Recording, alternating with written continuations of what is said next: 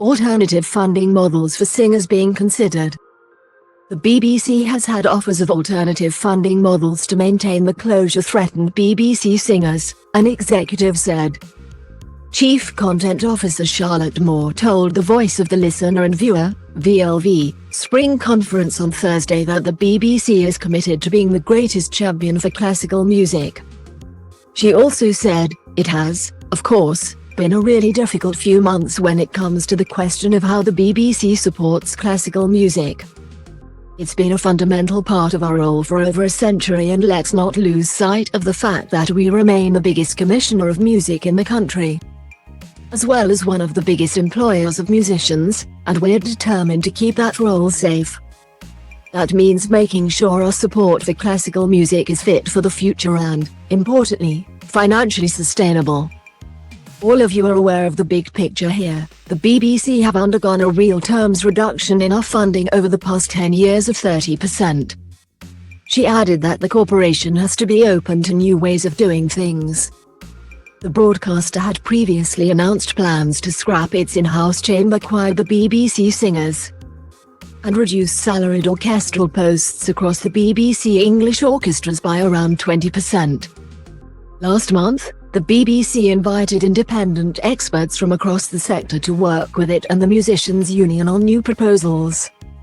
Ms. Moore added, "We know just how much the BBC singers are loved across the classical community, and how admired they are for their professionalism and quality.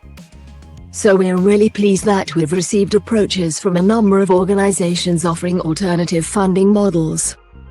Now we're looking at those options which, if viable, would secure the future of the ensemble." She also announced a new podcast from Kirsty Young, in which the broadcaster will ask people what they would tell their younger self, and history's secret heroes with the Crown actress Helena Bonham Carter. Earlier, the chairwoman of the House of Lords Communications and Digital Committee, Baroness Tina Stowell, said the TV license fee could be seen as increasingly regressive. The former leader of the House of Lords said, "When it comes to funding, the BBC should be more open to alternatives. The license fee is not an end in itself." She also said that negotiations on the license fee taking place behind closed doors has not helped, and there should be a transparent process. The Conservative peer added, "For national institutions such as the BBC to retain support, we need to see clearly why it remains relevant, and what value it creates for our individual and collective benefit that new or emerging international organizations won't or can't. I'm confident that there is a positive and compelling case to be made, and I really do want to hear it. But laying it out is not the job for politicians.